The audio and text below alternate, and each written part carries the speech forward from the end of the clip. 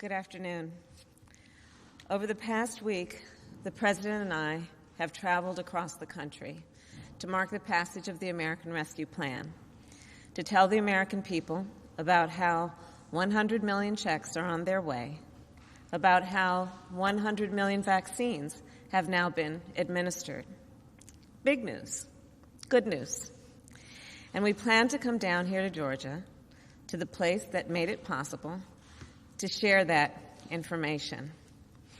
And then Tuesday night, we learned that 8 of our neighbors were killed in a heinous act of violence. Violence that has no place in the state of Georgia or in the United States of America.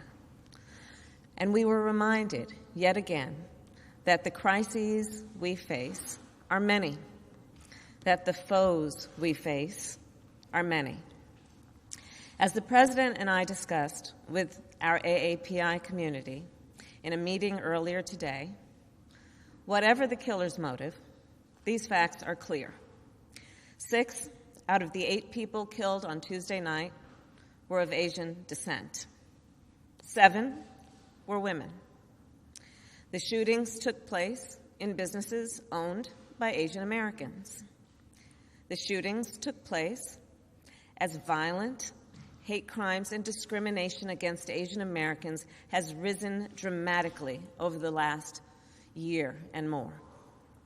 In fact, over the past year, 3,800 such incidents have been reported, 2 of 3 by women. Everything from physical assaults to verbal accusations. And it's all harmful. And sadly, it's not new. Racism is real in America, and it has always been. Xenophobia is real in America, and always has been. Sexism, too. In the 1860s, as Chinese workers built the Transcontinental Railroad, there were laws on the books in America forbidding them from owning property. In the 1940s, as Japanese American soldiers defended our nation, more than 120,000 Japanese Americans were forced to live in internment camps, an obvious and absolute abuse of their civil and human rights. Asian Americans have been attacked and scapegoated. People who are perceived as Muslim know what it was like to live in our country after 9/11. For the last year, we've had people in positions of incredible power scapegoating Asian Americans, people with the biggest pulpits spreading this kind of hate. Ultimately, this is about who we are as a nation. This is about how we treat people with dignity and respect.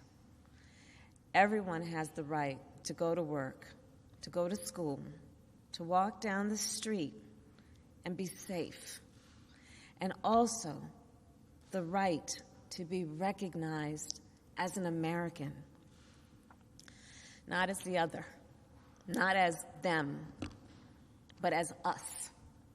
A harm against any one of us is a harm against all of us. The President and I will not be silent. We will not stand by. We will always speak out against violence, hate crimes, and discrimination wherever and whenever it occurs.